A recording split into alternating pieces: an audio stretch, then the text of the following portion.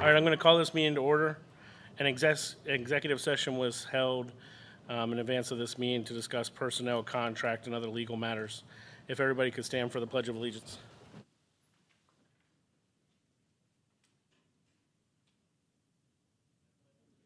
To the flag of the United States of America and to the republic for which it stands, one nation, under God, indivisible, with liberty and justice for all.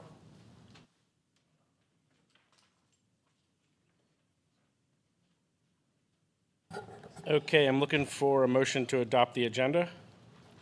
So moved. Second. All right, I got a first and a second. Is there any discussion? All right, hearing none, is there any negative votes? Motion carries. Is there anybody in the public that would like to speak about agenda items only? Okay, well, we do have some from Gina. And the first one is line number 20, football pads. Can you explain why the pads can no longer be certified? Yeah, absolutely. That's a great question. My understanding is that the PIAA sets age limits on football equipment, and as they get old, sometimes that the age doesn't allow them to be recertified. Okay. And number two, if the pads are sold, would the district be liable for any injuries occurred while others are wearing the pads? What we would do is make sure that when they are sold, that they come basically with a waiver of liability, that the seller would know that these are as-is products and cannot be certified. Okay, and what is the difference between the district's general fund and athletic fund? And I'm going to turn that over to our assistant to the superintendent for finance and operations, and I like saying that, Mr. Pete Bard, to answer the finance question. Can I just ask a follow-up just real quick before we get to that about the pads? If they can't be certified, how are they able to be sold? Who would you be selling them to?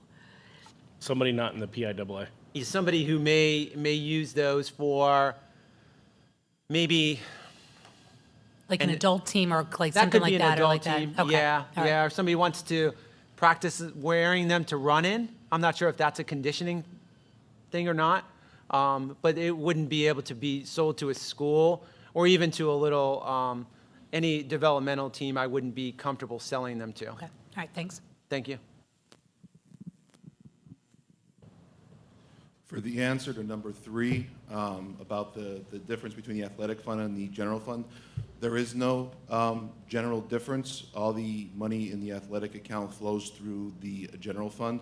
Mr. Quigley does a great job in keeping the athletic account, the athletic funds under wraps, and he keeps track of them through using Excel and make sure that our kids are taken care of in that respect. But there's no difference between the athletic fund and the general fund. Thank you. Thank you. And then question number 4, with what funding were the pads initially bought? My understanding was that those were purchased through the general fund, which is through school district funds. Okay. Great questions. That is all the questions prior to the agenda. Thank you. So number 5, we're looking for a motion to approve the minutes from the March 8th regular board meeting and the April 5th caucus meeting. So moved. Second. All right, I got a first and a second. Is there any discussion? All right, hearing no discussion, is there any negative votes? Hearing none, motion carries. And number 6, student representative reports. Hi, everyone. So today, National Honor Society had their Easter festivities at the elementary school, and it turned out great. The kids were amazing. We had 2 sessions in the afternoon for the kindergartners. There was a book that was read, Floppier. I don't know if any of you want to read it, but that was read, and then they ventured out to the playground to do their Easter egg hunt. And there was about 80 kids in each group, and it turned out great. We had students, high schoolers, in an Easter Bunny costume, and the kids loved it. They were so enthusiastic. It was amazing. So tomorrow, the high school is having a student council slash gym department PE day, pep rally, fun day, all in one lovely package. If you want to come, me and the Terrence Scheffler will be emceeing the pep rally. So I personally think that's the whole attraction, honestly. There will be yard games, and Students Council is offering free ice cream. And there will be yard game. Oh my, I just said that. Yard games. I believe there'll be other games to boost student morale before Easter break. So I'm very excited. I'm looking forward to Taryn emceeing the pep rally. Coming up in under a month is prom, which is big event for high school. Whole list of information coming at you. May 7th is the date, and it's from 5 to 10. It's at the Sheraton Harrisburg Hershey Hotel.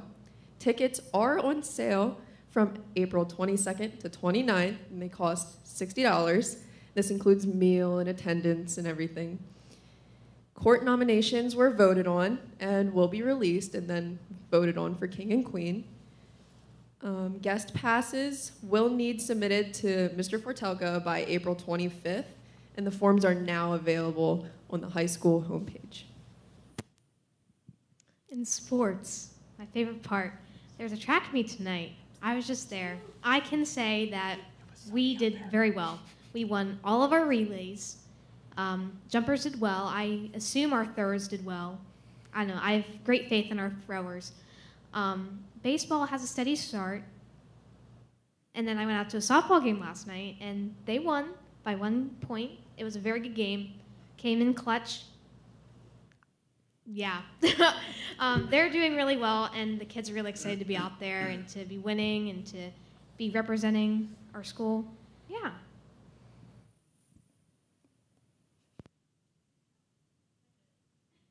Thank you for that excellent report.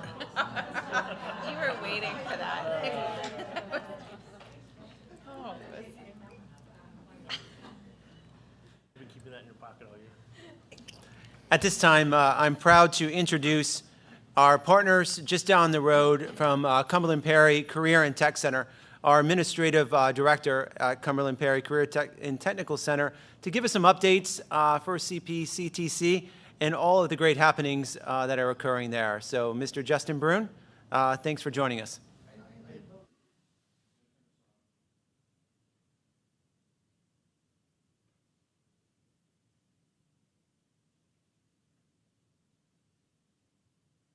This is always fun.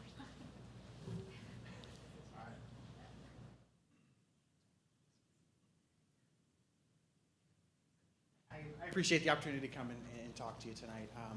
I just want to, first of all, thank Susquenita. We get about 65 students. I think this year we had 67 students starting the year with us from Susquenita, and these are really, really good students. And part of that has to do with they made some good decisions. They've had some help along the way in finding their pathway and finding a program that's a good fit for them. And that doesn't happen without the support of the counselors, especially Mr. Funk and his team, Dr. Fox, and the rest of the Susquenita team, who we consider our partners, and we work closely with them, and we're just really, really proud and really happy with the students that we get. I also want to say thank you to Dr. Rubish. Dr. Rubish serves on our Joint Operating Committee, and he's a really engaged Joint Operating Committee member. He's a member of our Personnel, Finance, and Curriculum Committee, and he's really he looks at it as a true partnership, and we really again appreciate all his time, energy, extra meeting a month, and everything he does for us. So I'm going to talk to you tonight. I did not bring students because I know you had some students last month talking about their programs and telling you what they were doing. And so I'm going to talk about things a little bit differently. I'll talk a little bit on a more global perspective of the school. I do have some handouts. I'm going to pass this one around. Sorry about that, Mr. Bruin. We did celebrate Career and Technical Education Month in February, and our students came and talked about their passions. And they talked in very much detail about their passions and commitment and the stacking ability and credentials. So we appreciate you being here to talking about our programs. Out of our 13 consortium districts, Susquenita is the only one that I know of that recognized Career and Technical Education Month. So thank you for doing that. Yes, very much appreciated. Give yourself a round of applause. So some of the major things that are happening this year, we opened this school year with 1,235 students, which is by far the highest number in the history of Cumberland Perry. We've had more students taking advantage of career and technical education this year than ever before. And this year tops last year, which was the previous high, which topped the year before, which was the previous high before that. I think there's a lot of recognition for the opportunities that career and technical education provides. We always say that when a student graduates, they're ahead of where they would have been had they not attended. Whether they're going into the workforce, they're leaving us with the industry credentials, they're leaving us with the skills that are going to put them a step ahead. If they're going into their post-secondary education, all of our programs have some partnerships with post-secondary institutions. They can leave with college credits. They can walk into schools with articulated credits. And the main thing is they're prepared and they're walking in to a situation where they're going to be successful. This fact sheet has some numbers on it. I will say in the last 5 years, we're really proud of our students' accomplishments. I would say in every conceivable data point, we have hit a high in the last 5 years, whether it's the end of program NOCTI scores, or the attainment of industry credentials, or the earning of college and high school credits, or enrollment, or the number of students participating in cooperative education. It's just incredible what our students and our community partners are doing, and we're very, very proud of them.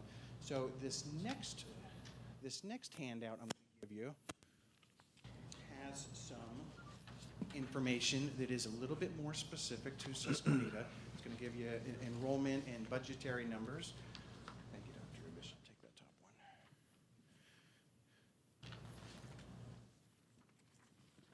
And we are thick in application time for next year. We're just getting ready to send out our second round application offers for enrollment for next year. And I'll give you a couple of tidbits of information regarding Susquenita. So this year, I said we started with 67 Susquenita students, and that's out of a quota of 72 students. So I'll tell you a little bit about the quotas and a little bit about how we do our application process. Quotas is a promise to our consortium districts. That is the number of seats that we hold aside for that district in order to assure that you have representation at the Career and Technical Center. Quotas are determined every year, and the way they're determined is based on a mathematical formula of all the districts' relative size to each other. So we'll look at how many projected returning students we have, and then how many projected open seats we have.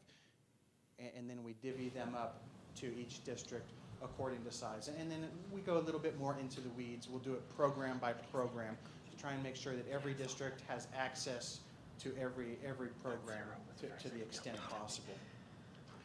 So the application process, it starts in the fall. Students, we have a number of outreach activities that we do, but ultimately students will do an online application, and then they'll follow that up with a teacher recommendation and then a student interview. And the four factors that go into the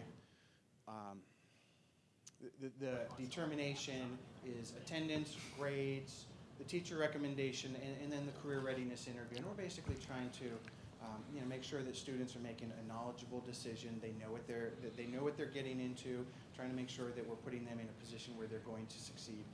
And then ultimately, all those components are given a score, and we will go right down that list in trying to put students in the programs that they've selected. So last year we had 37 Susquenita applicants, and we were able to start the year with 26 of them. This year, as of the first round, this doesn't include any students who might have applied after the first round application deadline. This year, we have 57 applicants, and we were able to offer spots to 31 of them. And we're in the process right now. They're deciding whether they want to accept that and enroll or not accept. And then based on how the first round shuffles out, then we'll go down and we'll go to that waiting list and try and accommodate as many as we can. So does anybody have questions about quotas or the application system? There's a lot more details to it, but that's kind of the rough overview. Sure. Just have a quick question. So a couple years ago, where it says their Susquenita students was 70, but the quota was 64, you were able to offer over the quota? Yeah, so that means another district did not use all Okay. those seats, and there we had applicants from Susquenita. Okay, perfect. Okay, thanks. So just as another data point, between the 13 consortium districts, we're anticipating that we're going to have somewhere between around 450 empty seats next year, open seats, and it changes up until the first week of school as students are adding and dropping. And our number of applicants for next year is over 1,000. So it becomes a very competitive process, especially in some programs. The programs with the longest wait lists, and I will say last year, between the AM and the PM, I think there was 18 programs that had a wait list out of 22. The ones with the longest wait lists were electrical construction and maintenance, welding, criminal justice always has a long wait list. Advertising, art, and design, the commercial arts program has a long wait list. So those are some of the very competitive programs to get into. I would say that they are all very competitive this year. We just have an abundance of applicants, and I think that's kind of a testament to the changing landscape in the community, in the state. An appreciation that career and technical education is not a one-direction pathway. There's a lot of options within all the programs. There's employment, there's post-secondary education, there's just a wealth, and people are looking at it more as opening a lot of doors rather than closing some. One of the things we did this year, we actually changed the name of the school from the area VOTEC school, the vocational technical school, to the Career and Technical Center, and that's the more common terminology used today. There's about 65 schools like ours in the state, and we were one of the last 7 to use the AVTS or the VOTEC terminology, and the reason that it changed is what I just said. There's a different perception for career and technical education. There's so many different career pathways that people follow, and it was just an outdated term. So that was one of the things that I think was a positive change, if for no other reason, for the perception of what our school does and what our students do. Yep, Dr. Rubish. Yes, go back to 31 of 57 who got in. Those 26 who didn't make it in, is there a chance some of them will get in because other schools aren't going to use their spots? Yeah, and I always say it's almost a fool's errand to talk applications this time of year because we're so far away. But I told Dr. Fox I would. And we did recognize Career and Technical Education Month, And unlike the recognize others. Career and Technical Education Month. A lot of things happen between now and then. We project how many seats we're going to have, but ultimately we're going to probably under-project, because between now and then we're going to have students move. We're going to have students that in the middle of July say, oh my gosh, I want to do this with my life now. And so we're going to have students changing their minds. So when I say, when we're at 31 of 57, not all 31 are going to accept, and then we're probably going to have more slots open up. So we will start whittling that down a little bit. I would say that the chance of accommodating those all 26 of those students is virtually zero, though. So, but some of them will be. Okay. Generally, when we send out applications, we get about a 95% response rate in the positive. That they accept it and they're going to come. Might even be a little bit higher than that. So are these new applications, and those are in addition to the individuals that are Yeah. still there? Yep, Okay, so- I just wanted to make sure, because I so was it- like, so why it's- would our number Yeah, decrease? so we're a three-year technical school, which is a very, very common delivery system for career and technical education. It's by far the most common in the state. We happen to be in an area where there's a bunch of different ones. Dauphin County Tech is 4-year comprehensive. York County School of Technology is 4-year comprehensive. Franklin County CTC, they actually do a semester about program. So they all day, every day for one semester, and then not at all for the next semester. But our delivery system of half year for 3 years is probably the most cost efficient, because there's the least level of redundancy in terms of duplicated offerings. For example, Dauphin County Tech, and they're a great school, and I have a lot of friends and colleagues over there. But they have to offer all the academic courses, and those are things that are already offered at their sending districts, so they're kind of duplicating that service. You know, even something like our cafeteria. We discontinued our cafeteria, gosh, it's probably been 12 years at this point, just because that was a redundancy. Students can come to Susquenita in the morning, do their English, their math, their science, their phys ed, eat lunch, and then come to us. So there was no reason for us to keep that cafeteria open, other than a little bit of added flexibility. So one of the things we actually did this past summer, was we renovated that old cafeteria space, and we built a healthcare pathways, 3-classroom and lab suite program. So what that did is expanded our healthcare pathways program. It's now our school's largest program with 150 student capacity. Allowed us to add an additional teacher, and it allowed us to add some additional course content. So that's probably the biggest curriculum change this year.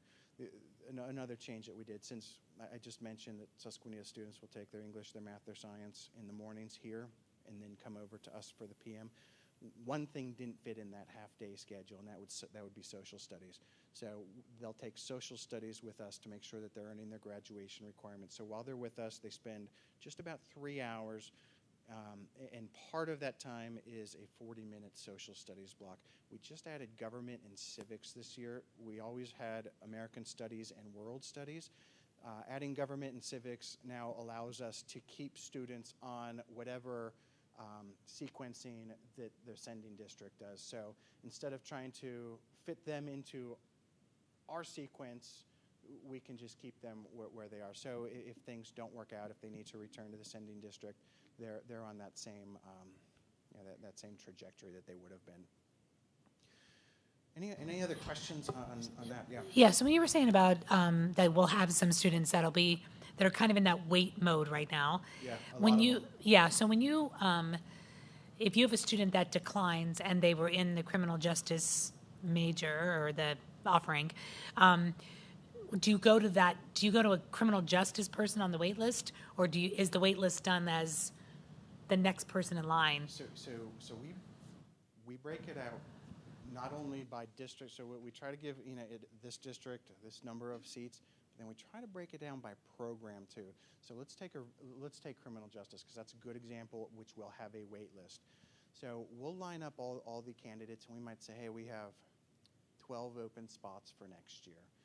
And then we'll go through and say, okay, well, Susquenita gets 2, Greenwood gets 1, and Mechanicsburg gets 1. So when I say we go down the list, we don't necessarily go down it straight through. We'll go down and take the top 2 Susquenita students, and then the top Greenwood student. And it might be people 1, 3, 5, 6, 13, 14.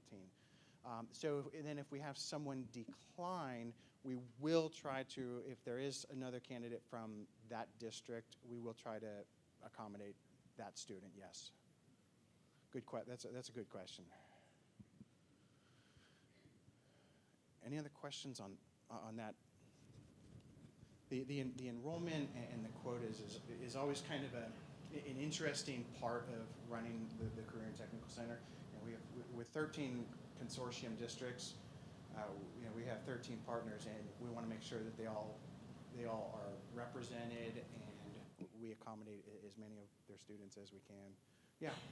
Did you used to have office technology? We did. Did you stop that one? We did. We stopped Office Technologies probably about 10 years ago. And the reason that we stopped Office Technologies then was, again, that was a redundancy. So they would do a lot of Microsoft Office, Excel, some of those tasks. And now that's just core within most districts. And a lot of them start doing that from elementary school, middle school. And so we ultimately replaced that program. At that time, we added another healthcare teacher. We replaced Office Technologies and added a healthcare teacher. And we had another similar program, which was Computer Information Systems, and we split that one, and then we expanded that into more specific computer networking and then computer programming, so a computer science course that we actually partner with Harrisburg University on. I have one more handout, so I apologize. I told Dr. Fox I was going to be. I told him I was going to be 5 minutes.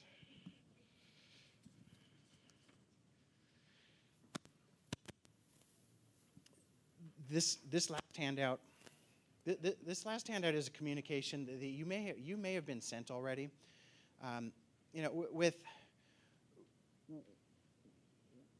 With the increased wait list that we have, combined with we are a 50-year-old facility, and there's been, I always say the guts of our building are in very good shape. Sometimes some of the other things are not as in good shape. We've been doing some strategic planning and some facility planning, and trying to plan for the next generation of career and tech ed students, and making sure that our region is able to accommodate students 10 years down the road from where we are. And through lots of different stakeholders, whether it's the chambers of commerce or the economic development corporations or the workforce investment boards or all of our different advisory committees, we identified some priorities that ultimately we feel that our building is going to need moving forward.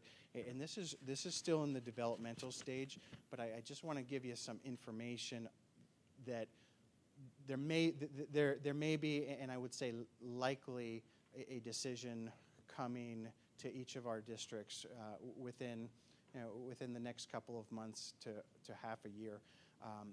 We're doing some design development work with Crabtree Rohrbaugh and looking at A, some improvements, and then B, some growth areas. Right now, if you look at the 10th, 11th, and 12th grade populations of our 13 sending districts, there's about 9,400 students in grades 10, 11, and 12 through the 13 districts. and we're getting roughly 13% of them. And last year we ended with 200 students on the wait list. This year we're going to end with more than 200 students on the wait list, and that's been a growing trend over the years. And so when we look at our long-term plan, there's some facility improvements, but then there's also some growth areas, and we'd like to make sure that we can offer at least 15, 16, 17% of that eligible population the opportunity to attend a career and tech center. Statewide, we're probably low compared to other CTCs on the percentage of students that we have from our sending districts. Berks County is not too far away, a little bit bigger than our geographic footprint in terms of population, but somewhat similar in terms of their economy and their industries there, and they're getting about 17, 18%, and that's just something that we just don't have the capacity to handle, and we see the growth of career and tech ed not slowing down. I think people are looking at options. They're looking and saying, you know what, I'm going to go there, and if I go to college, great, and if I don't, I'm going to get this credential and I'm going to go to work. And we're just seeing just an absolute explosion of applications the last couple of years, and we just want to make sure that we can accommodate. So, a little bit of detail on what I just said, and like I said, we're working with Crabtree to determine what the exact scope of this project would be. What would be the cost, and then the Joint Operating Committee is ultimately going to have to think about, well, how would that cost be? How would that cost be structured among the districts? Would it use our traditional funding formula? Would it use a different funding formula? And what do they recommend moving forward with?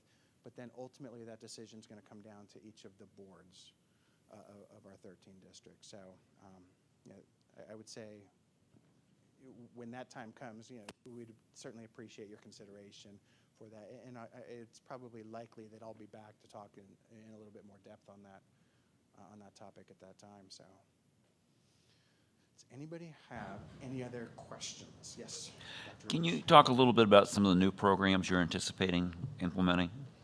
Yeah. So when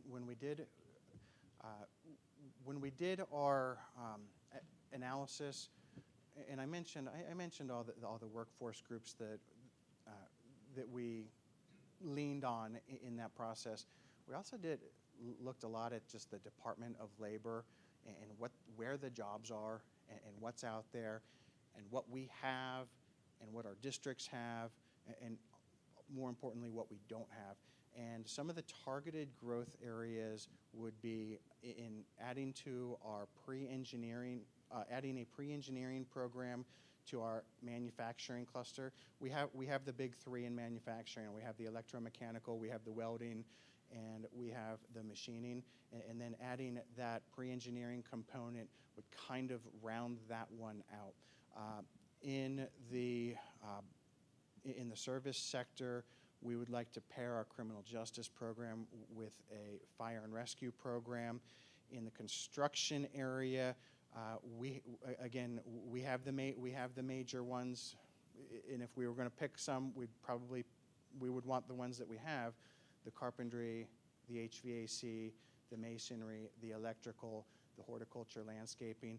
One of the ones that we don't have is a building and property maintenance program, and that's just an absolutely booming field. And I hate to use the word jack of all trades because then everybody follows it up with master of none. But just that type of employee. In the automotive area, we're just looking at an expansion of our automotive technology program. We're looking at a service occupations program, which would be more of a high-needs students program, trying to give them some basic employability skills, whether that's basic food service, custodial work, basic secretarial work, and we would envision partnering with the IU and building onto their Project Search program, which is primarily an 18-plus program, but there's a lot of potential to bring that down to the high school level. So those are some of the major areas. Yep. Do you, with the diesel, do you do like CDL, so when they come out, they can actually drive the vehicles? Because I know, it's a big, just find bus drivers, so they probably have a job the day they are 18 and able to drive. We do not have a CDL program. There are a number of them in our area. The challenge with doing that at the high school level is they're not, for them, until at some point during their senior year, that they're not 18. And so the farthest we've gone with that is we've offered a CDL prep course that will prepare students to get their permit. So just the theory knowledge so they can pass the test. And we did that, and that was right pre-COVID, and it kind of fell off. But right now, CDL was on the original plan. There's a lot of challenges with running a CDL program, especially if you're trying to start one. And then also, like, for paraprofessionals, because I know that's another big vacancy that we can't fill. So if I know you have healthcare and you have early childhood, but like something more specific to that might be, because there's definitely a need out there in all the districts, I think. Yeah. For us as well. Yeah, that's a challenging one, and I don't want to say. I'm not sure that a paraprofessional needs to be program specific. And in fact, for us, some of our best ones are not. If we find someone with some trade experience and we can put them into the electrical program, all the better. So trying to willow down an exact skill. I mean, certainly there is a skill set for those type of people. But there's also a lot of variety in where they're going to be placed, at least for us. Districts have, I think districts also have pretty big variety. All right, I took way longer than anticipated, Dr. Fox, and I apologize. No problem at all, and great information, and we sincerely appreciate you coming, and we appreciate the partnership. And we also appreciate your orange tie that you wore this evening to represent Susquenita School District. So nice touch on that, Mr. Brune. I did my best. Thank you. Thank you. We appreciate it. Thank you, everybody.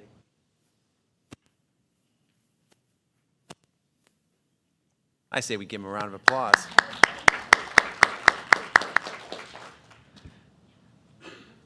So our next presentation this evening, I'm going to introduce Mrs. Matosh, our Director of Technology, who's going to introduce a group of teachers who have been working extremely hard in partnership all throughout this year on our Vanguard group. And when we look at the word Vanguard, Vanguard itself, right, when broken that word apart, means leading the way and developing new ideas. So I think that is exactly what they are doing in and out of the classroom, learning and applying the skill sets that they have acquired throughout the year. So without further ado, Mrs. Matosh.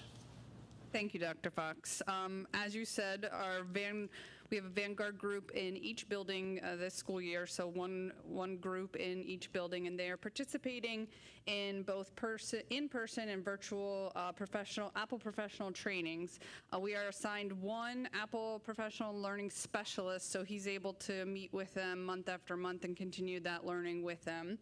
And like you said, we do have members of our Vanguard group who are leading the way, and tonight we have Mrs. Johnson, our 7th grade science teacher, Ms. McMunn, our high school English teacher, and Mrs. Keister, a kindergarten teacher, and they're going to share their experiences.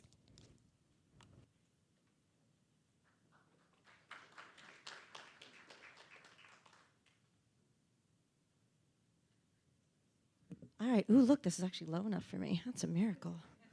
Hi, I'm Ms. McMunn. I'm from the high school. I teach English right across the hall. So I'm with the Apple Vanguard group. As Mrs. Matosh said, the training is structured with just a small group of teachers. There are 6 in the high school. I think there are 6 in the middle school and 5 in the elementary school, maybe something. I don't know if those numbers are exact. But So we all get together and we're from all different disciplines. So in my group, we've got phys ed teacher and a science teacher and a special ed teacher and me as an English teacher. And so there's a lot of variety in the groups. We've had 5 3-hour, well, we've had 4 so far, 3-hour training sessions. Our first one was in person, the rest have been virtual. And our final training session is on April 19th. It's coming up. And we have our an expert that does the training with us. And in that, although we are virtual with our trainer, the teachers, most of us sit together and we do the training together so we can interact and talk and discuss what we've learned and things like that, which is really nice. So we're always introduced to new applications or new ways to use programs that we already are familiar with, but new ways to use them and to implement them into our classroom. And we take what we learn in these sessions and then we try them out on our students and integrate them into our classroom in various ways. And then we share our knowledge with fellow teachers. So, we'll do various things with the students and then we'll show our fellow teachers, look what I did with my students, and show it off, and it's a lot of fun. So that's sort of how the program is structured.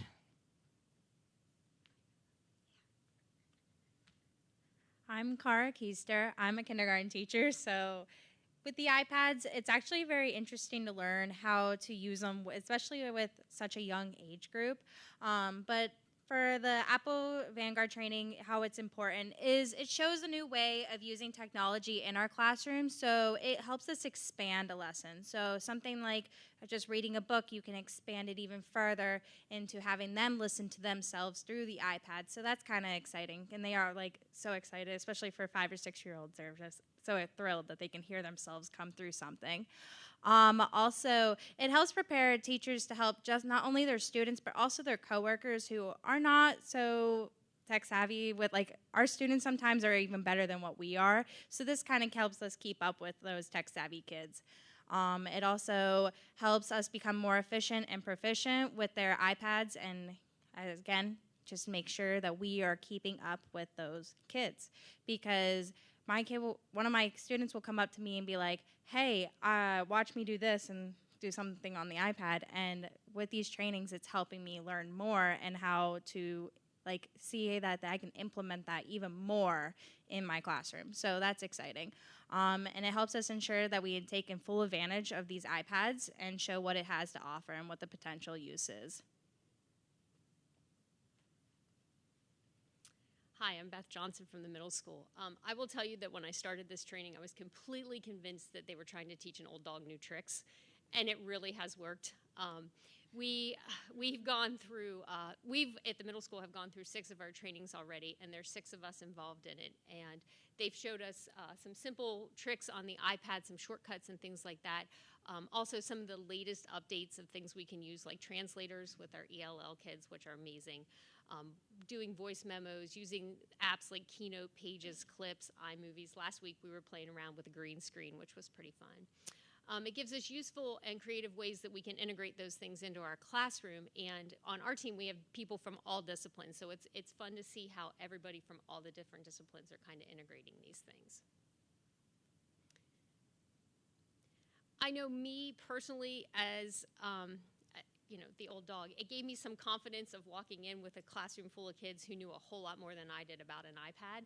And so it first gave me some almost one-on-one instruction, gave me some time with my colleagues that we could bounce some ideas off of each other, and it gave me more confidence to walk in. What it did was it showed me tricks that I could go in and I could show them my trick first, and then they got to show me their tricks with what they were doing. And so it gave us a real easy way to be able to try some new formats for some things we've been doing for a long time, but to put them in a new type of format. So I know I personally, one of my first experiments was I had the kids do a keynote presentation, and I allowed them to use a voice memo, and it was the day before Thanksgiving break, so you can imagine trying to keep their attention. And so it was mass organized chaos in my room as we were trying to do this, and Dr. Fox and Ms. Matash stopped in to see that the kids were recording voice memos. They were allowed to tell me one clean, school-appropriate joke in their voice memo, and they had so much fun. So they did their presentations, and then they had some fun with it as well. So it's been a great experience. as professional development goes, hands down, this is one of the best sessions that I've ever been part of. So. All right. I'll just add on a little bit, just that the number of projects, well, previously we'd mentioned this idea about tapping into our iPads and the fact that there's so much untapped potential in them. There are apps that we didn't even know were there. And I think that every student has this iPad and they're using, kind of like our brains, they're using 20% of it or something like that. And so I love that this lets us mix it up and be engaging and relatable and fresh with our students because, I'm sorry, I didn't mean to say it that way. Keep our stuff, our lessons fresh, and that we are really helping to bring something new and exciting and unexpected, because I think a lot of times we spend a lot of time on PDFs and drawing and writing, and just that our iPads are glorified notebooks, and this really makes those iPads active and constantly changing and shifting. So that's the impact that it's had on me, is that keeps me from being bored, keeps them from being bored, and it just seems like it's endless, endless potential. So. All right, so the impact it had on me is I feel like I get more of a relationship with my students. Not that, because people say, oh, the screen takes away from that face-to-face interaction, but I say it kind of helps with it a little bit because they are so enthusiastic about learning new things that it kind of, when you do the iPads or any different technology-based type thing, they are just like so excited to learn something new. So when I learn something new and I get to use it with them, they were even more excited. And I'm going to use one of our third grade teachers, for instance. She did a President's Day activity where even my kindergartners could go up and use the QR code. They knew how to use the QR code, and they actually got to watch videos about the different presidents and see the mouths move, and they with the chatter picks, and they just thought it was so much fun. So I feel like with the relationship, it's helping me see a different side, because a lot of these, we hate to see it, but a lot of our I'm trying to think of the words, our books are turning into technology, and they are teaching me new tricks and I'm teaching them new tricks. So it's kind of, I get to interact a little bit more with them in a different point of view. Does anybody have questions for us?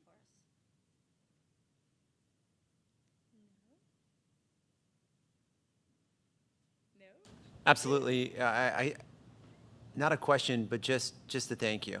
Thank you on behalf of all of us, on behalf of the administrators and on behalf of our school, for being a part of the Vanguard group and taking the time to showcase that collegiality, fostering that professional learning community, and to be reflective, to take and come with an open and growth mindset, to learn and to reflect, and then to apply.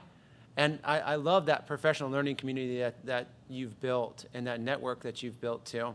And it absolutely is, what I've heard right now is it's about empowerment of students too. And you're giving them what we talk about time and time again, which we're all extremely passionate about, which is that voice and choice opportunity. So thank you for leading the way, and thank you for continuing to look at instructional practices time and time again and do things differently throughout the classroom, because we change as our students change. Thank you. Dr. Rubish, go ahead. For each of you, what was the most surprising thing about this experience? The most surprising thing was I thought I was pretty tech savvy, but I clearly am not. He was teaching me how to use clips. I just thought you'd use iMovie or something like that. And then he's like, no, use clips and you can add your own pictures, you can make a voiceover and all these different things. And so when, I just started teaching my kids how to use clips, and they were just they're walking over going, hey, look, I can make a video about myself. So it's kind of surprising because I thought I was kind of tech savvy, but I guess I'm clearly not. I think what was surprising for me was how widespread the uses of the technology were. To be sitting in the room with a phys ed teacher and with a special ed teacher and with a science teacher, and that the same program, they have examples of how we could use the same program in all of our classrooms, every one of them. There's a way to utilize it and a way to make it work, and I just thought that was really great. There was nobody sitting there like, well, this doesn't apply to me. I'm not going to pay attention to this, and it wasn't like that at all. Like it was applicable to all of us, all of the things that we were learning, no matter what you were teaching, what grade level, what levels of students, and then the way that the technology provided a great way for accommodations for different levels too. So I think that's what surprised me the most. Oh, and I wanted to mention, I forgot earlier to mention, we are doing also a trade day this summer. Me and 2 other teachers are doing a trade day, offering a trade day to the teachers to kind of learn from us what we gained. So I meant to mention that earlier and I forgot, so that's also happening. Devin said what I was going to say about being able to work with everybody and seeing how everybody was using it. But one of the other things that really surprised me was, as adults, we had a lot of reservations about the technology and about trying new things. And so our Apple instructor was amazing, and he would just encourage us to try things. And it was so interesting to me how we could bounce it off of each other. And then when you walked into the classroom, the kids, they don't have those same reservations. Like when you say try this, they're on it. And then they're saying, I tried it and look what I did, which is, it's really, it helped me have a new sense of confidence to go in there and be able to just let them explore and do what they needed to do. This is more of a comment, and I just want to say thank you to all of you for doing that, for displaying not only the willingness to learn, but also I think displaying the learning to your students that you can step out, and that in of itself is education, and being those role models not only for your fellow teachers, but for your students, that sometimes stepping out of your comfort zone and learning is not just what's written in the curriculum, but it's also just that hands-on learning that you learn in everyday life. And so to me, that is even a more valuable learning than sometimes what's written in a book. And those things that you taught your students in your classroom and that you're teaching your fellow coworkers that who also will pass that on, thank you. I think that that's extremely valuable. Well said, and I think one more round of applause for the 3 of you, for all of you've done, and all the members of the Vanguard Group, and also for being here this evening and taking the time to celebrate your learning and your journey with us as well. Thank you very, very much.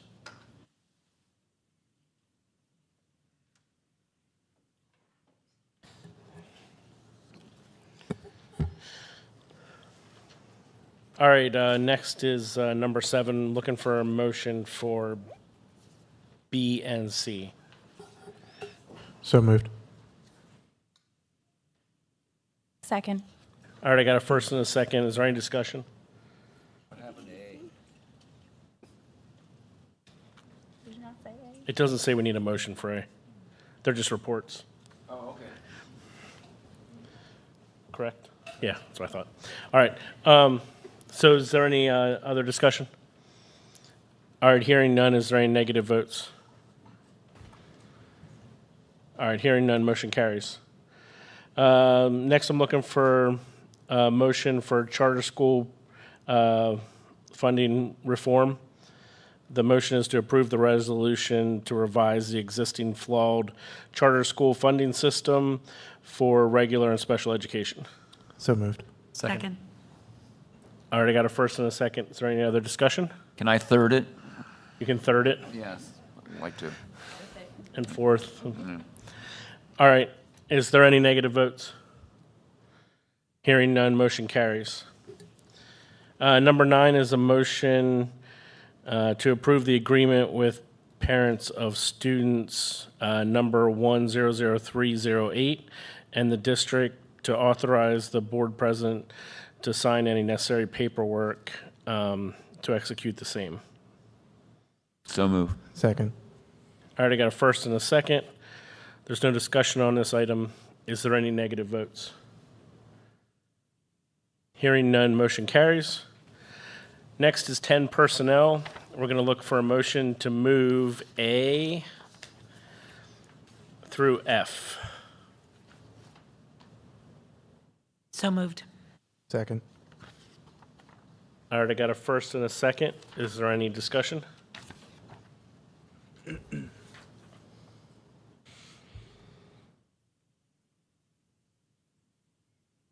Hearing none, is there any negative votes?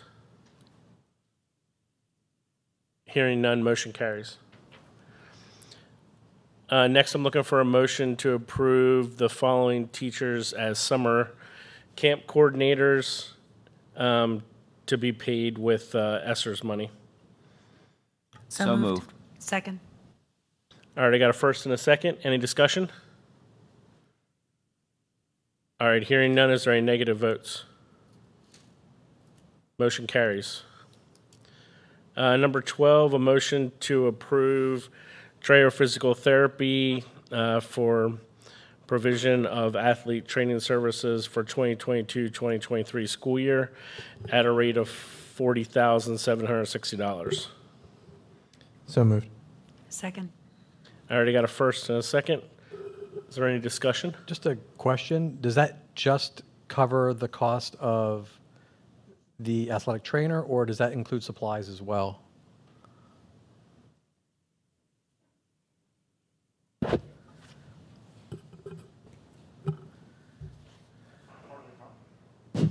Part of the contract specifies that we provide the needed supplies for our athletes. So that is basically the payment of him being here for all those things and the time he puts in here.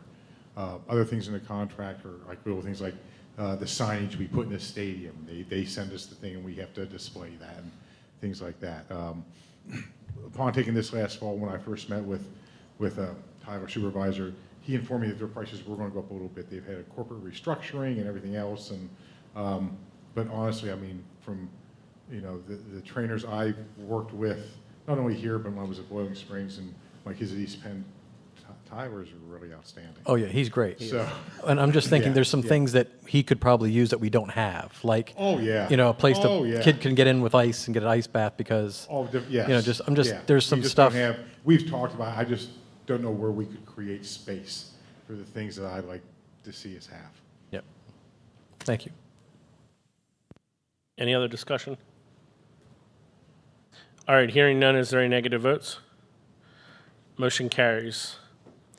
Next is a motion to approve Peter T. Beard as the new trustee for South Central Trust.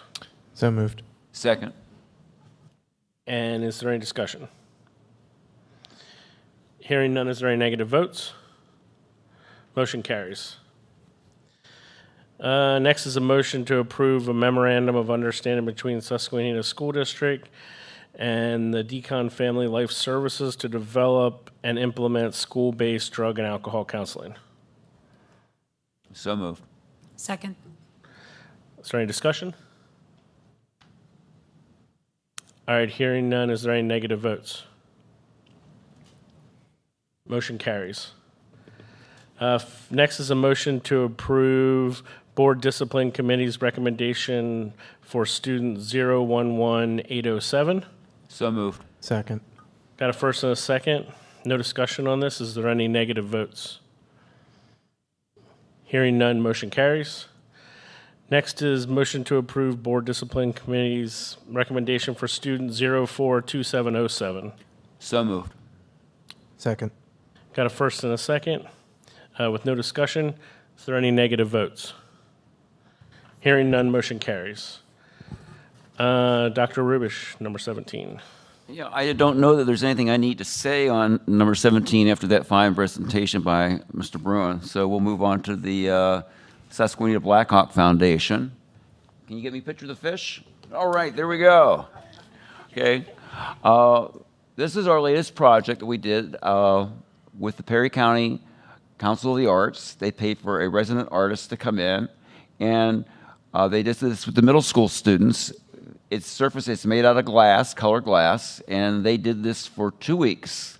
Every period, 5th through 8 would come in and work on this project. I was very impressed with it when I saw it. They had 4 different stations. They had division of labor. They were all doing their thing. And I believe Dr. Fox offered to help one time. You were told you were doing the wrong thing? Okay, yeah, he was told he was doing it the wrong way. So they put this together, and it's up in the middle school now, and it's just wonderful. And it's a thing that the students can come back in 10 years from now and say, hey, I made that when I was in the middle school. So this is something that we worked out with Perry County Council of the Arts. We pay for half of it, and they pay half of it, and they brought this resident artist in to do it with the students. Is that in the main hallway going back down to the cafeteria? Yeah. Okay, that's cool. Yeah. It's really neat. Yeah. Okay, we got a lot of other things going on. I had to write them down, make sure I got them all here. We're having an art contest right now, and that's still going on. Deadline is May 15th. I'll be going around to the art classes in 3 buildings trying to encourage students to participate in our theme for the elementary school.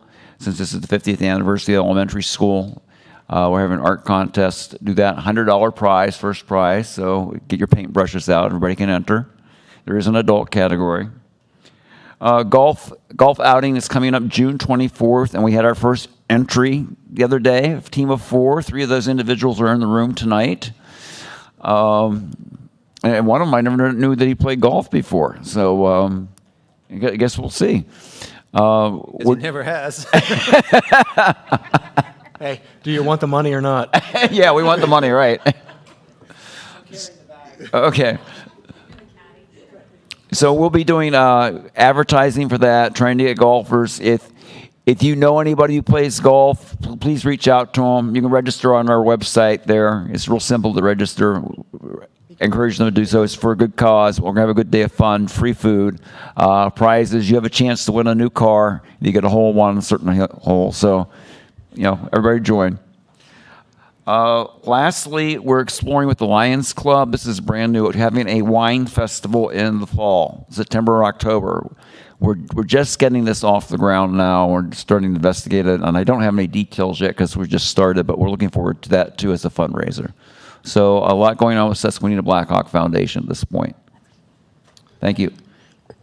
Thank you, Dr. Rubish. And I'll say, even if you don't play golf, make a donation, come out, walk the course, enjoy the day. Yep.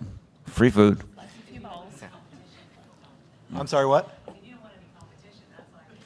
No, I said come out. I want them to come. I want people to come out. There you go, Leanne. You and I will just come walk the course. Drop it in and say, like, there we go, hole in one. All right,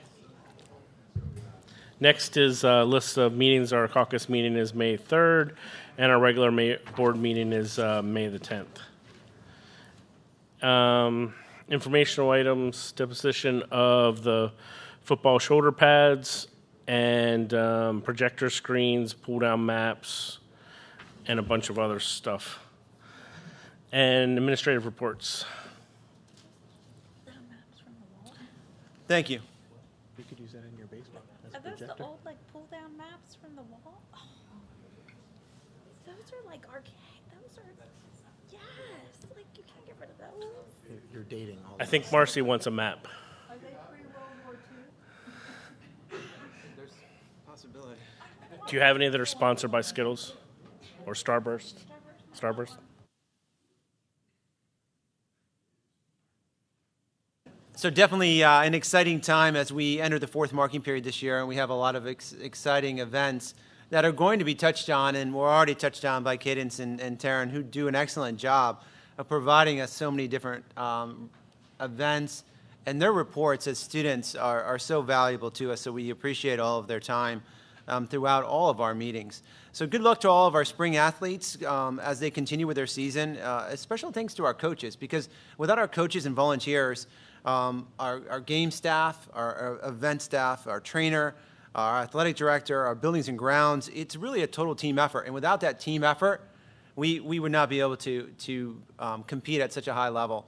And we thank them for what they do time and time again, because we know that athletics and academics are a partnership together. And I want to thank them for everything that they do. Special thank you also to, and congratulations to Mrs. Fackler for all of her accomplishments as she puts in her retirement after 27 dedicated years of service to Susquenita School District. So she will definitely be missed and always will be a Blackhawk and always have a place within our district office and our team. Thank you to Mrs. Comp, Dr. Lorfink, and Mrs. Sarah Bear, and all the teachers who made our STEAM night possible the other night. It was really outstanding to see the interactive experiments and experiences for our students, and to see their families coming in and to engaging with all these different stations. It was awesome. In April and May, we'll be holding our PSSA test for grades 3 to 8. These assessments are required by the Commonwealth of Pennsylvania, and again, we cannot emphasize enough, we just ask our students to do their very best on this particular assessment. Like our students do in everything, we just ask them to put forth their best effort. And simply that best effort will be replicated at the results. Please join me in formally welcoming Mr. Peter Bard to our team as our assistant to the superintendent for finance and operations. Pete has done a great job in the couple of weeks of getting acclimated, jumping in, both feet first, learning, getting adjusted to our systems, processes, meeting our team, meeting all of us, and diving into all the variety of different meetings that we have so far. And working and partnering with Mr. Ken Medina and really forming a good transitional team. You know, when we look and we thank Ken for all of his hard work and dedication to really kind of nicely hand off the work that we've done throughout this transition in time. Last week, we celebrated National Assistant Principals Week, and we thank Mrs. Comp, Mr. Fortelka, and Mr. Ward for their leadership. We cannot appreciate, and we cannot thank them, and we appreciate all you do day in and day out for not just our students, for us as a team and our community. So we thank you. We wish all members of our Blackhawk community a safe and happy spring break. The break will begin Thursday, April 14th, and we'll be back in session, ready to rock and roll, Tuesday, April 19th. And finally, we ask all of you in the community that are listening to please take a moment each week. Our buildings send out really nice newsletters that highlight a tremendous amount of the events that are happening, because there's a lot, and it's going to be happening and coming fast and furious. So we ask you to take a look at those, print those off, take a look at some of those events each time, because they are rapidly changing. As our athletics rapidly changes with the weather, we are continually sending updates out. So please take a look at all of those. And last but not least, we are scheduled to have a special budget meeting and session on April 20th, right here at 6 o'clock. So if you're interested, please come out and join us for that discussion as well. Thank you. At this time, I will turn it over to Mrs. Krista Snyder for our academic operations overview.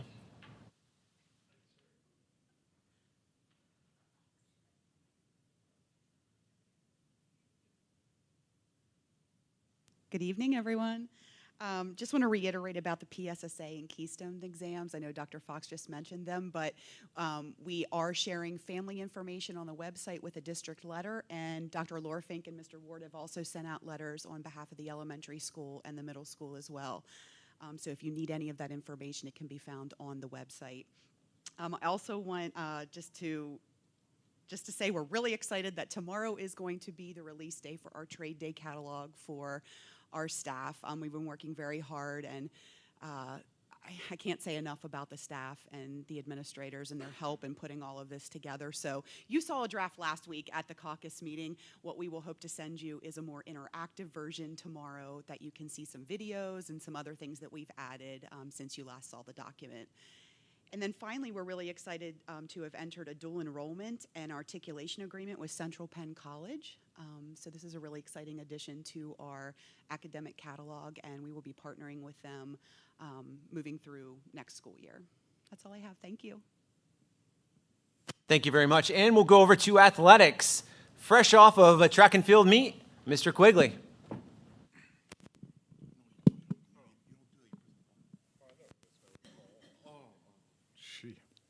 Good evening. Yeah, just real quick. We are in the thick of our spring season. If the weather would cooperate, it wouldn't be as thick because events are piling up. That's the only way we can say it. Softball's off to a tremendous start. They're 5-0. It's like Dinger Central on that team. We have girls that hit up and down the lineup. We pitch well. We pick it well. They have the potential to make a deep run. Baseball got a wild win last night, 17-12 after being 4-4 in the top of the sixth. Don't ask.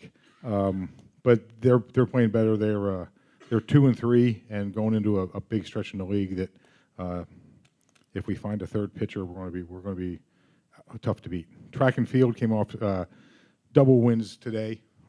They're doing well. The performance times are getting better. That's the big thing with them. Junior high field hockey is 3-0 and unscored upon so far. 23-0 in 3 games. The one team didn't even get the ball inside the circle. Junior high soccers are doing well. The girls, I believe, off the top of my head, are 2-1 or 3-1, and the boys had the same record, and they're both home tomorrow. Shikellamy called today and see if we would switch locations because their field's not playable. So it's a nice chance to come out and see both teams on the same night. Other than that, again, we're hot and heavy in the spring, so it's looking good. Thank you, Mr. Quigley. We'll toss it over to Mr. Howell, Buildings and Grounds. Good evening. Just a shout out to the school board for letting us start this student custodial program. We're running a little bit less than a month now, and the program is working fabulous. Cannot wait for it to grow. We got 3 good kids. It's helping the custodial staff since we are short-staffed, so this is a big, big help for us. It'd be really nice to get a couple in the other 2 buildings, but we'll work on that. My staff is working hard with Mr. Quigley, trying to get these fields up and running. It is frustrating sometimes, but Donnie and the crew is doing a fabulous job with those. And custodial staff, we are still hiring, so if anybody out there looking for a job, please check our website out. Thank you. Great, thank you very much. Elementary school, Dr. Lorfink. Well, thank you. I wanted to update the board on kindergarten registration, and I left you a present from our 4th graders. We welcomed 120 plus families last week. We had excellent turnout. I have to say it was probably the best. I don't want to say like we only had like 4 or 5 families that did not show, that we were not able to reschedule within those 2 days. So, which is huge. Normally we have a lot more that we have to reach out to. Typically between April and August, we find about another 20 to 30 kindergartners. So I am anticipating the class will be about 140 to 150 coming in this year. We had some collaboration between Mrs. Jenna Seaman in kindergarten and Mr. Kiner and Mrs. Schaefer in 4th grade. Mrs. Seaman was coming up with some different ideas to welcome our kindergarten. She is our kindergarten team leader this year. And she came up with the idea of having our 4th graders write a welcome to Susquenita Elementary book for the incoming kindergartners. So what you have in front of you is what all of our kindergartners were given. They also got a book to take home, lots of suggestions and things that families can do to help prepare their students for kindergarten in the fall. And this was so we used our iPads to make the cover. Multiple students got to design a cover. This was the one that was chosen.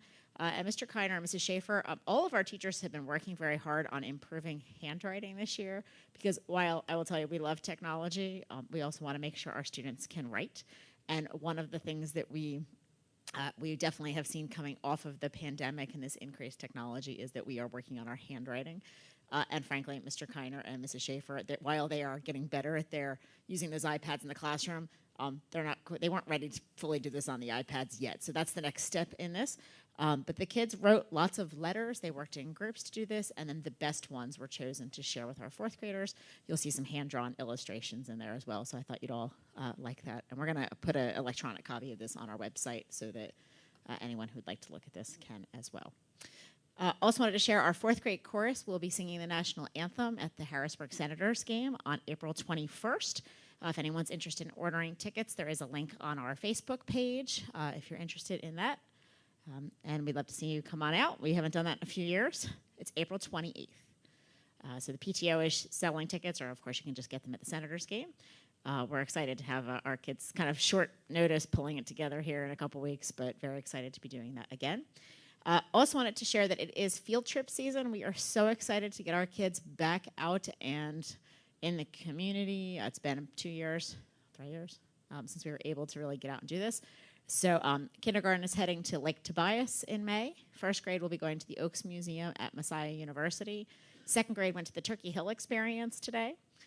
Third grade visited the State Museum and the State Capitol building last Thursday and Friday. That's actually one of our best trips. It is jam-packed. We've been doing it for years. Very educational, a lot going on that day, but our third graders and teachers really like that one. Fourth grade is heading to Indian Echo Caverns. They're also heading to the Perry County Fairgrounds the last week of school to participate in Perry County Agriculture Day. That's something we have not done in a very long time. So we were able to, all the county schools were able to get it in just before the end of school. So we have a lot going on. And I wanted to thank our PTO for their support of these field trips. Our field trips are 100% paid for by our PTO, and they pay for transportation, they pay for everything that goes into those field trips. They also tend to chaperone as well. And I wanted to put in a plug for the PTO because we are looking for new members all the time. They are having an officer elections that are being held on May 4th at the faculty room at the elementary school. That's where we meet. And I think the meeting's at 6:30. So May 4th at 6:30. If you're interested in a position, reach out to a PTO member or myself at any time. Outstanding. Thank you very much. Middle school, Mr. Ken Ward. All right, thank you. Good evening. A lot of what I have to say is going to be redundant. A lot of people have covered what I was going to go over, but the piece of artwork, the mosaic that's in the school right now, if you have the opportunity, please stop in and check that out in the main hallway. It is absolutely beautiful, and just the number of students that had their hands in making that is unbelievable. This is just a quick reminder that spring break is this Thursday through next Monday. We encourage students and staff to get some R&R with their friends and family. When they come back, it's going to be busy this spring.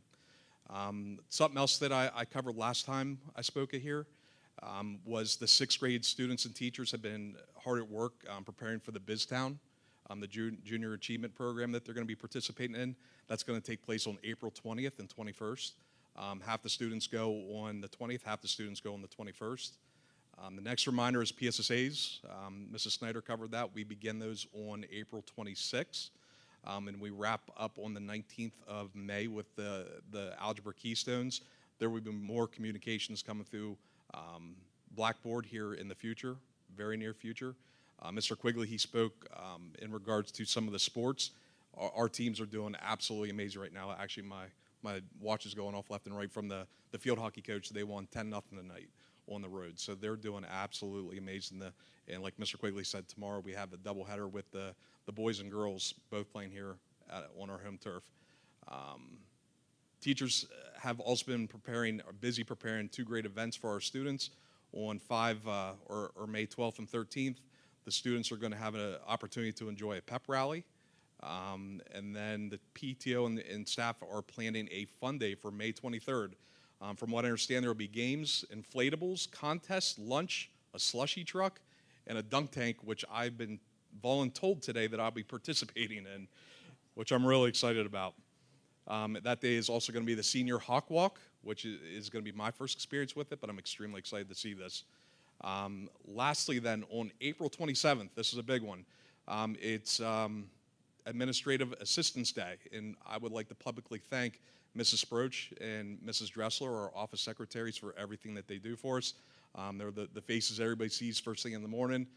The students, the staff, the parents, they do an amazing job in our front office, and I just want to publicly thank them and say thank you for everything that you do. Great job. In high school, Mr. Fortelka. So obviously every spring we have the same conversation about our schedules being incredibly booked, and if I was just looking at my calendar, and if I were to go through everything, we'd be here for a long time. So I'll try and keep this as brief as possible. I would like to piggyback on Mr. Ward and just recognize our secretaries at the high school. Terry Walk, Cindy Jones, and Tammy Forbes do an excellent job. I mean, as we know, this is going to be Tammy's last year, so she'll be dearly missed. But I know in my my first year here, they have been just incredibly valuable in my ability to integrate in the staff and become a part of the community. So I'm personally very appreciative and just want to recognize them just in front of the board. A couple of big things coming up. So we have our Distinguished Honors Breakfast coming up on the 20th at 8 a.m. So this year we have about 70 students, which is definitely an increase from years past. I do want to recognize our senior class. So we have approximately 20% of our seniors on that Distinguished Honors list. So having a smaller class and seeing that many students is excellent. We also have our honors recognition breakfast on the 28th as well.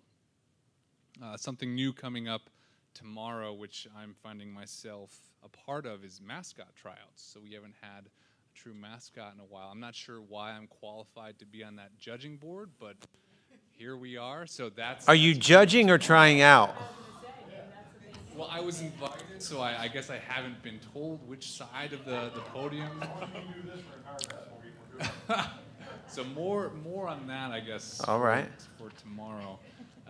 And like our board representative said, tomorrow we also have our academic break period. So we're excited, obviously, about tomorrow, but also looking into next year, having those kind of pre-planned in our calendar. We've had a lot of both parental and student feedback on that. So we're looking forward to integrating that more heavily next year and having more planned throughout the year. I do want to give a shout out to Mr. Shermer. So he put together a field trip today in collaboration with the Huntsdale Fish Hatchery out on Spring Creek. So he took a group to release 1,700 brook trout there today. They were all 13 to 14 inches.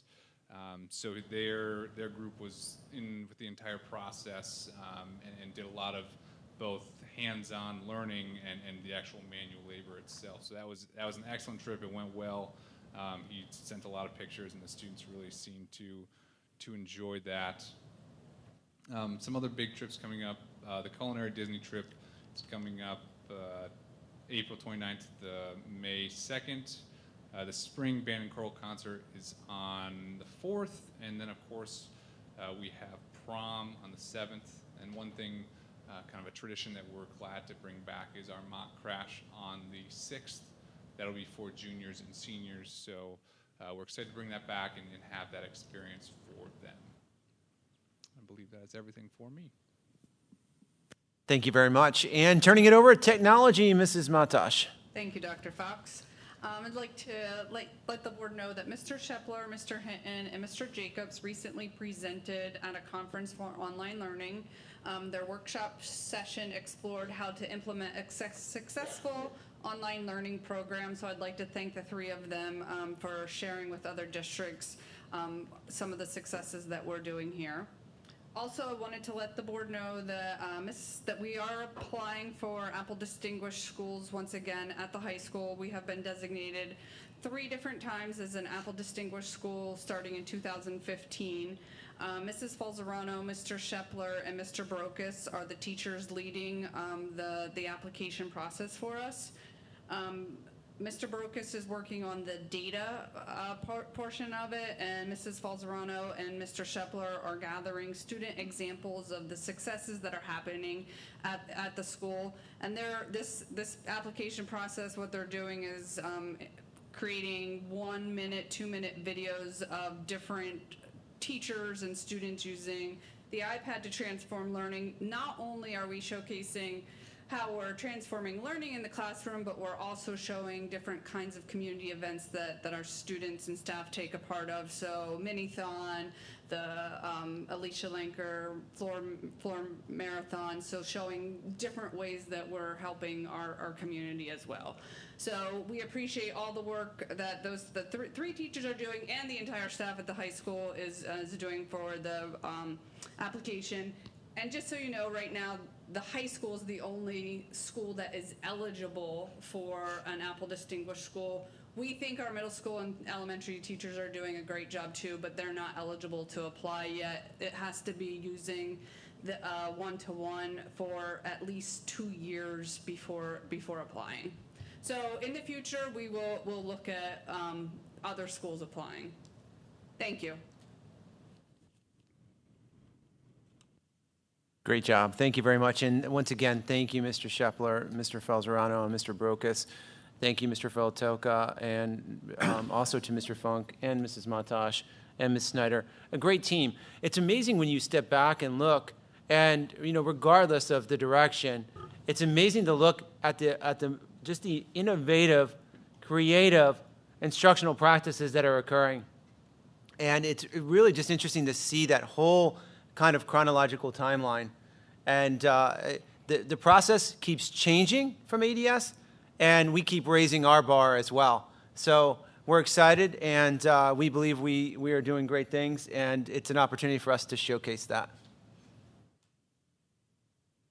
All right, at this time, is there any board members that wish to provide any reports or any other comments? I just want to say to Mr. Howell, I think the fields look amazing. I was out there today and I was like, maybe we don't really need a turf field. I'm sorry, I'm joking. No, but I meant it just looks like a carpet of green out there. It looked really great. So I just wanted to say thank you, because I think whatever you're doing, I know it's a lot of hard work. It looks really good. And I just want to say happy Easter to the board, to the staff, to all you tonight. So that's it. Dr. Rubish. I want to say welcome aboard, Pete. You may regret this moment. We'll look back and see someday and join the rest of us here, but welcome aboard.